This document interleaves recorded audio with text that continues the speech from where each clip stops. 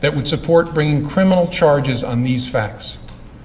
All the cases prosecuted involved some combination of clearly intentional and willful mishandling of classified information, or vast quantities of information exposed in such a way as to support an inference of intentional misconduct, or indications of disloyalty to the United States, or efforts to obstruct justice.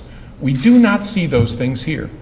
The world hangs on every word our president says, and Donald Trump is simply unqualified and temperamentally unfit to be our president and commander-in-chief.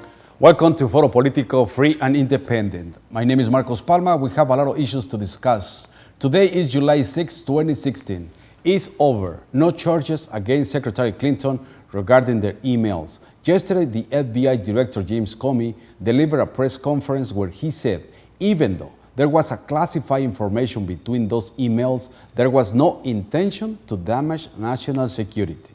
All Americans, we were waiting for these results of that investigation.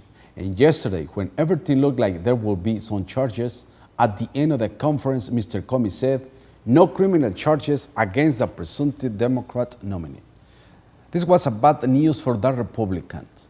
They were waiting for a conviction. That way, Secretary Clinton would have to leave her presidential campaign. The conservative media was so upset. They were blaming the FBI director. Some of them say that was a dark day for justice. Also, they say that Clintons are above the law. 2 days later, the Congress called to testify Mr. Comey to explain. We came in contact with Radio Mixteca, where that is located on this experimental Escuela Educacional Normal Experimental on Oaxacan Guerrero, on Oaxaca, and then I came in contact with these teachers. What we've been doing is just trying to raise money to help the people who was hospitalized by donors from the United States, and also to help the people with the funerals.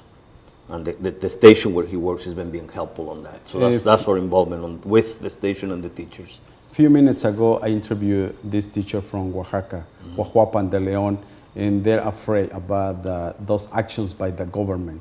They're afraid that they're going to repress them and use force to stop them to stopping those protests. Do you have that feeling? Well, this is a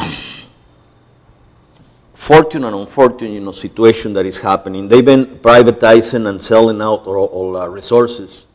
Democracy, justice, everything has been being sacrificed, and they've been beating people, the people from the oil companies, the electricians, different separately. Yes, then the emails? Yeah, absolutely, absolutely. She will recover from that, just like she recovered from supporting her husband when he was, being unfaithful to her, and she stood by him. A lot of people don't like it, but that's her private life, and she stood by her man. But as far as trustworthy, I think that she is trustworthy. With the computer issue, the emails, maybe she didn't use or believe that she was doing anything that her predecessors hadn't done.